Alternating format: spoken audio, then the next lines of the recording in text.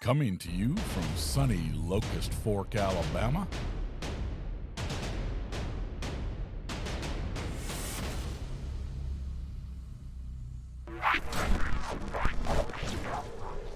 let's go, boys.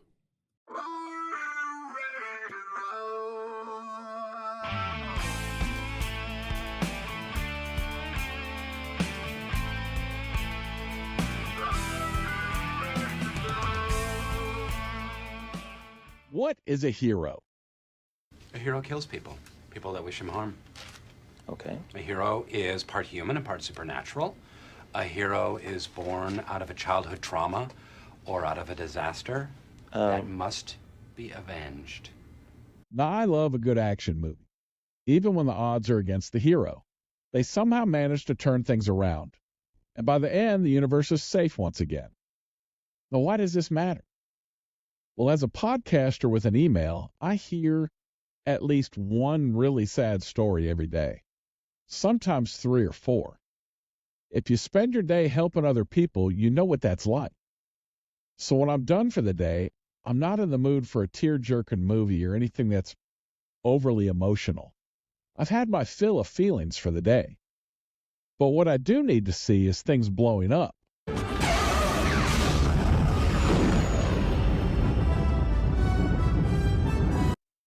The more over the top, the better. I want explosions in space that make sound. Even though, as a product of the 80s, I know that in space, no one can hear you scream. The more aliens, the better. I just want to escape from the real world for a little while, and I need something totally unreal. Hollywood is great at distorting reality, whether it's an action-packed adventure, a heartwarming drama, or anything in between. That's why I turn to movies when I need a break from reality for an hour or so. But recently I found myself asking, what really makes a hero in real life? I didn't want some shallow, meaningless answer from Hollywood. I mean, how would God answer that question? After watching countless action movies, I realized I still didn't know. It became clear that the answers that I was seeking weren't going to be found in the fictional stories of Hollywood. Is it even possible to be a hero in God's eyes? Should I be concerned with becoming one of God's heroes? And if so, how can I achieve that? To find answers, I decided to start exploring the Bible, looking for stories of true heroism and the strength of heart needed to stand firm as God's champion. Here's what I discovered. So how do real heroes actually do it? Not just how they end up with the girl, but how they keep from freezing in fear when everything happens around them. How do God's heroes trust that He'll come through for them exactly when they need it? Where does that bravery come from? Don't give me the Sunday school answer here that is, you just have to have faith. That doesn't offer anything practical. Now, faith is part of the answer, but it raises even more questions because where does that faith come from? How do they know? Where did they find the courage to take that first step? How did they get chosen? How? How? Now, while I can't answer all these questions, I think I've figured out why it's so hard to pin it down. In a sentence, it ain't glamorous. Being a hero sounds exciting, so we expect the how to be just as thrilling. But in real life, the how isn't glamorous at all. The journey to becoming a hero is far less exciting than the destination. It's actually pretty ordinary. It's pretty predictable. And it's not a secret. The truth is, anybody can become God's hero. Say what? That's why we often overlook it. We assume that only certain people with some extraordinary quality can be heroes. And when we see acts of great faith, it's easy to think, well, that could never be me.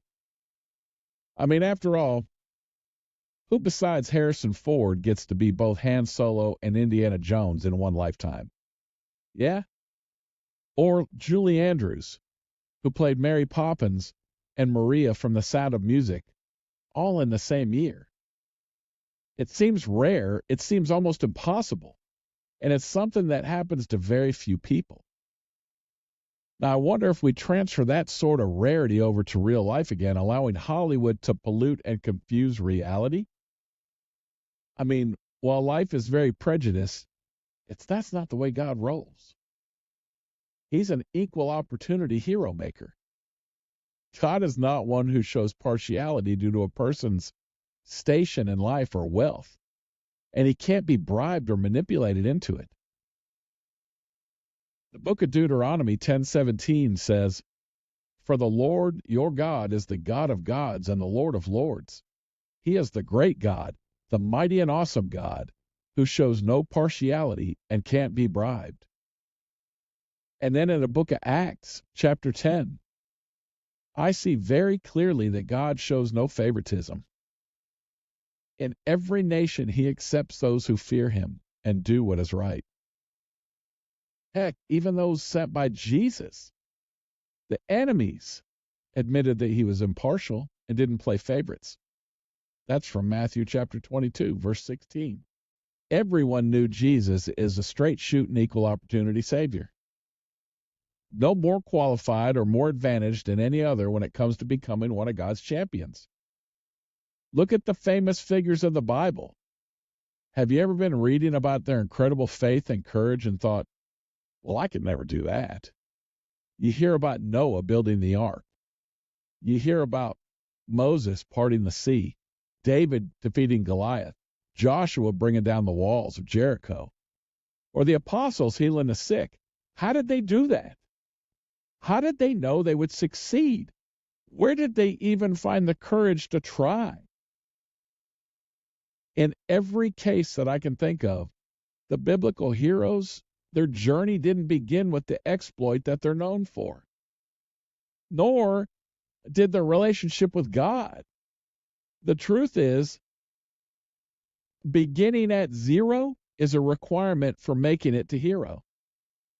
I'll double down and say that only zeros can become heroes. Nobody begins at hero. Y'all know Stan Lee? He knew that as well. I'm a little bit of a superhero nerd, and I do have an opinion regarding Marvel heroes in DC. Now, whether it's a movie comparison or one based on comics alone doesn't really matter. But the fictitious superheroes I thought of at the top of my head, they all have a backstory. Even the villains have a backstory. Something happened in their past that pushed them one way or another. Or the guide that came along to show them the way was either good or evil and influenced them down one road or the other.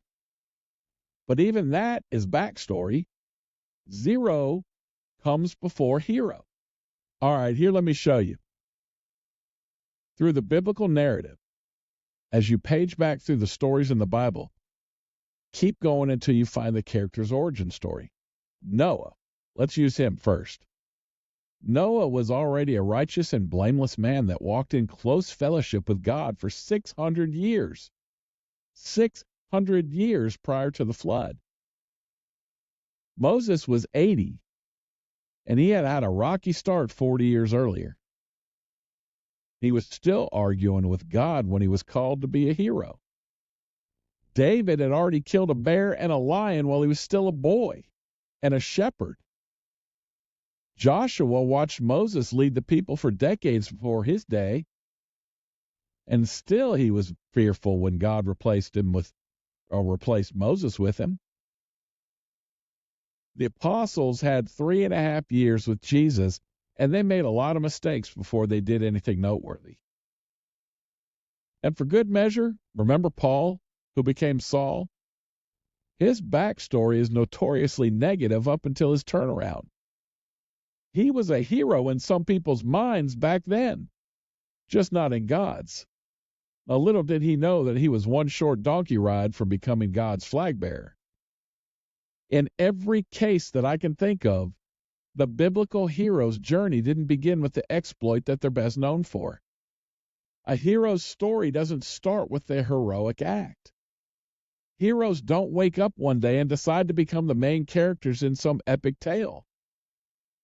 Even Jesus did begin his life with his greatest moment of self-sacrifice. He grew into it. Hebrews 5:7-9. To truly understand a hero's journey, you have to know the whole story, from beginning to end. Books, especially narratives, are meant to be read from start to finish.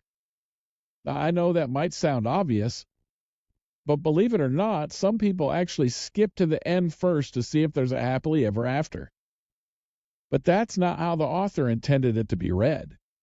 Reading a novel or a biography or a history out of order can spoil the story and make it even harder to understand. Now, this isn't going to be popular, but Sunday school might have given you the wrong idea.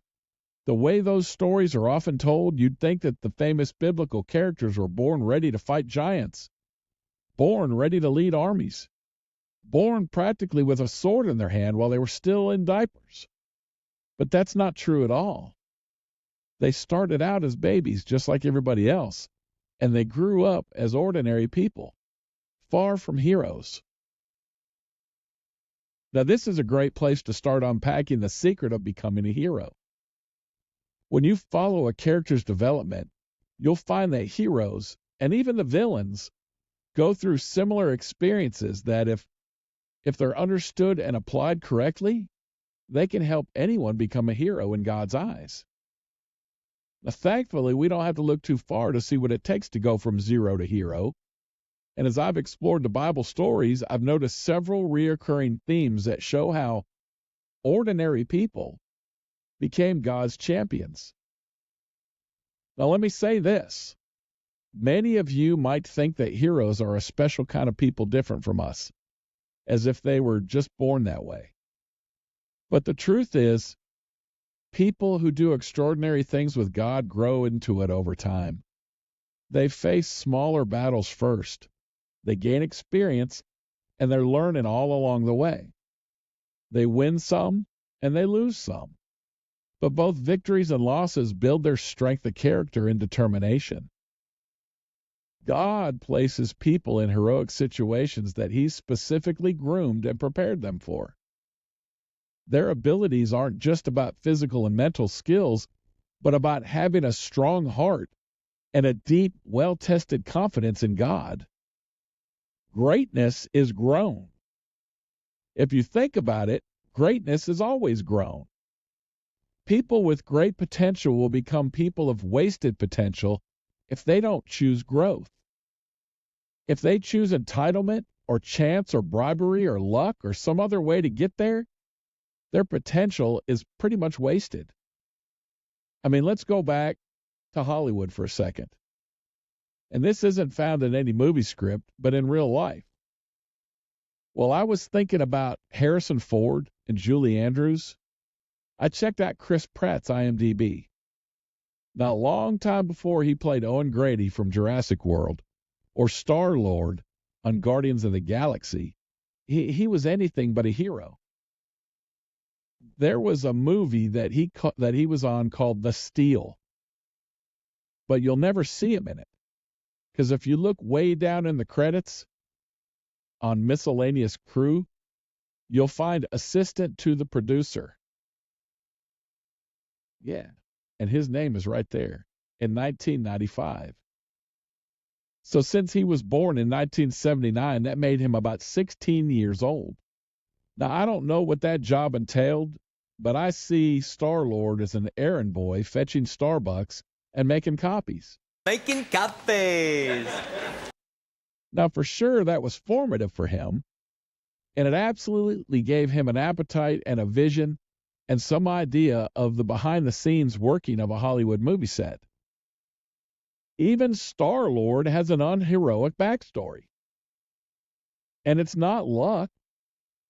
Do I need to even say that it takes work and consistency and determination to become a hero? Listen to what I'm saying. Heroic results are a product of personal choice not random selection. God's heroes are not the result of activating a massive dormant genetic potential, but it's little steps of bravery every day by everyday people.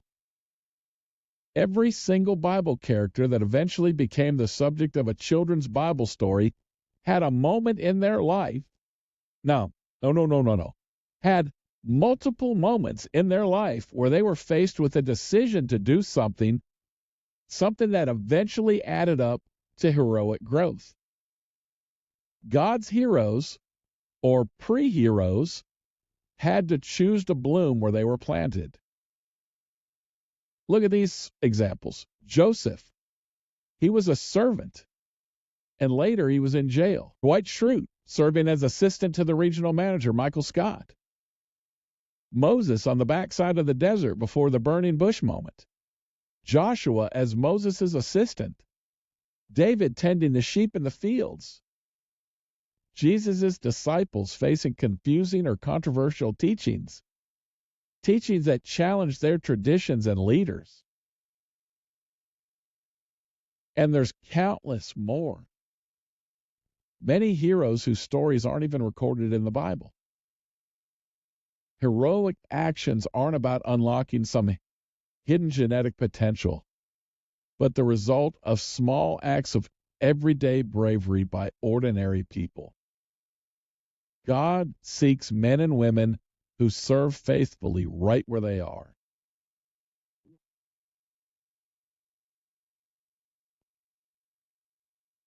Do you suffer from hardness of heart?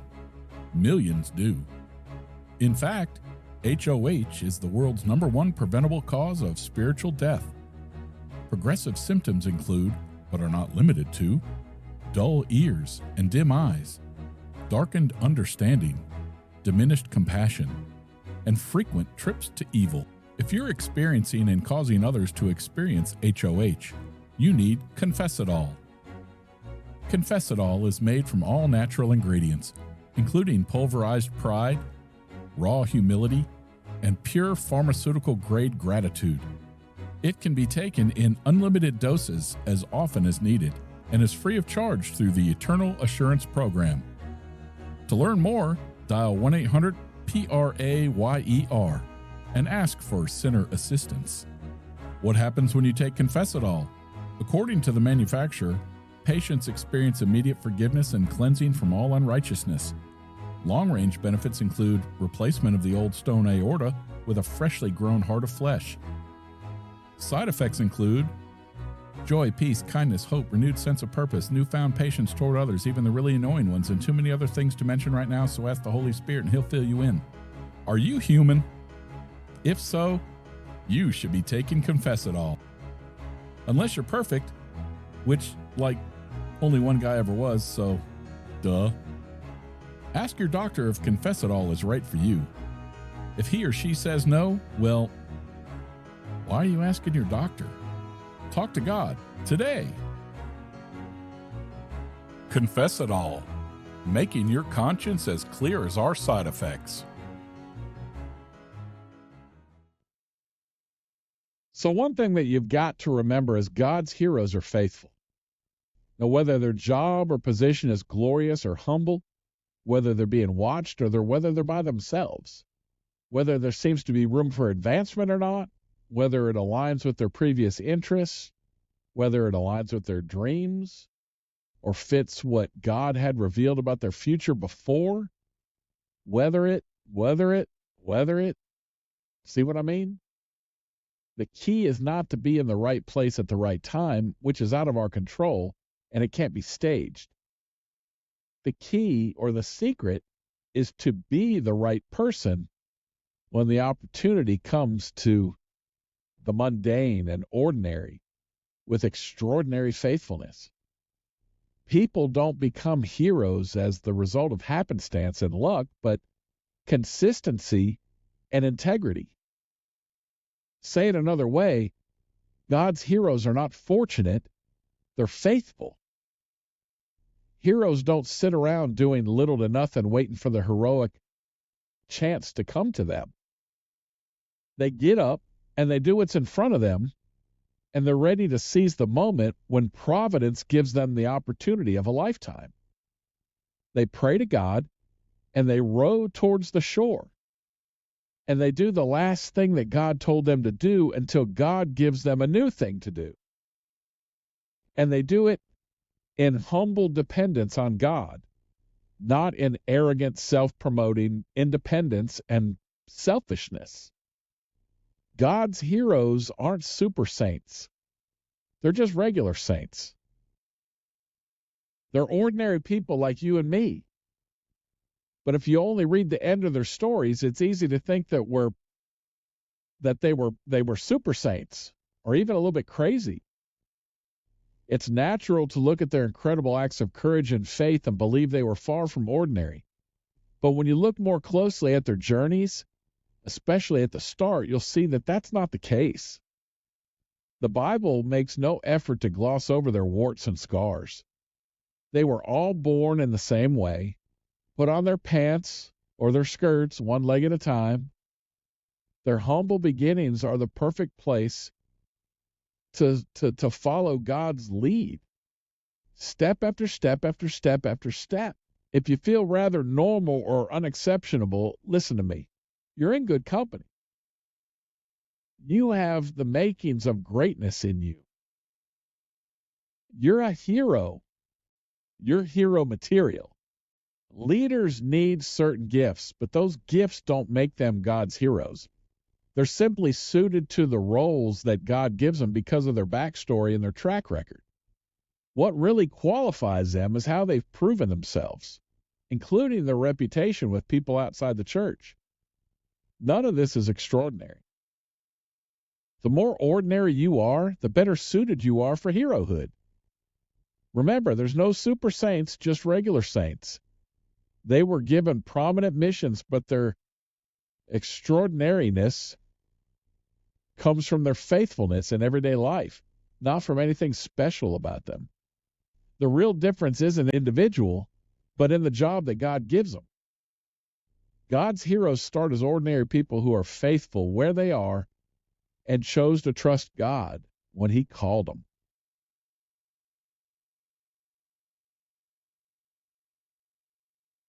Hey there, fellow Gen X Christians. Are you feeling like something is missing in your life?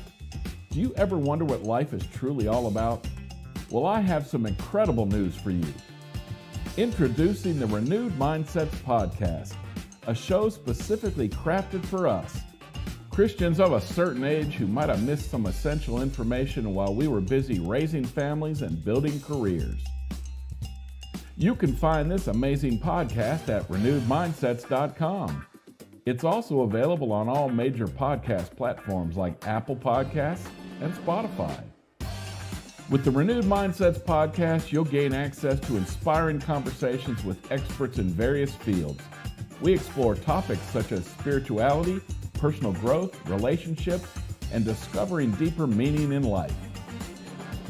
Trust me when I say this podcast is a game changer for us in our 50s.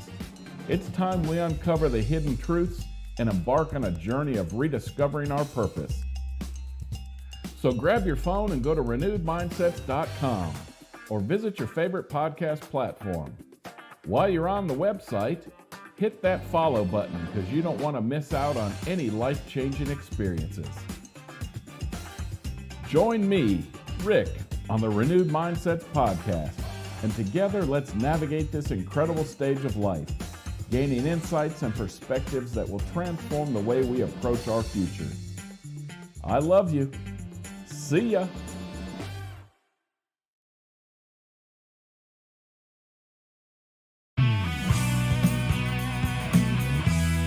I love you.